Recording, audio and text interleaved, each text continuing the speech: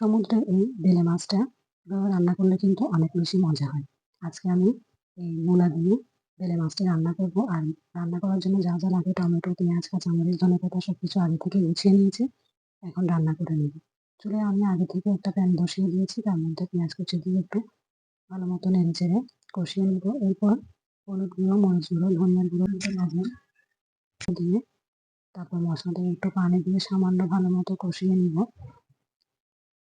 কষানো হয়ে গেলে আমি এর মধ্যে দিয়ে দিব কেটে রাখা মূলা আর সাথে বেলে মাছগুলো। বেলে মাছ যেহেতু খুব নরম মাছ, এটা বেশি রান্না করা যাবে না, তাই মূলা সহ একসাথে দিয়ে আমি সবকিছু ভালো মতো একটু নেড়ে ছেড়ে দিয়ে এরপর সামান্য পানি দিয়ে ঢাকনা দিয়ে কিন্তু এটা একটু কিছুক্ষণ কষিয়ে নেব। কষানোর পর যখন এর থেকে একটু যথেষ্ট পরিমাণে পানি বের হয়ে যাবে, এরপর আমি একটু নেড়ে চেড়ে দিয়ে তারপর একটু পরিমাণ মতো পানি দিয়ে কিন্তু আমি আবারও টমেটোগুলো দিয়ে দিব একেবারে, যেহেতু এটা রান্না করতে বেশিক্ষণ সময় লাগবে না, আর বেশি রান্না করলে কিন্তু মাছগুলো ভেঙে যাবে।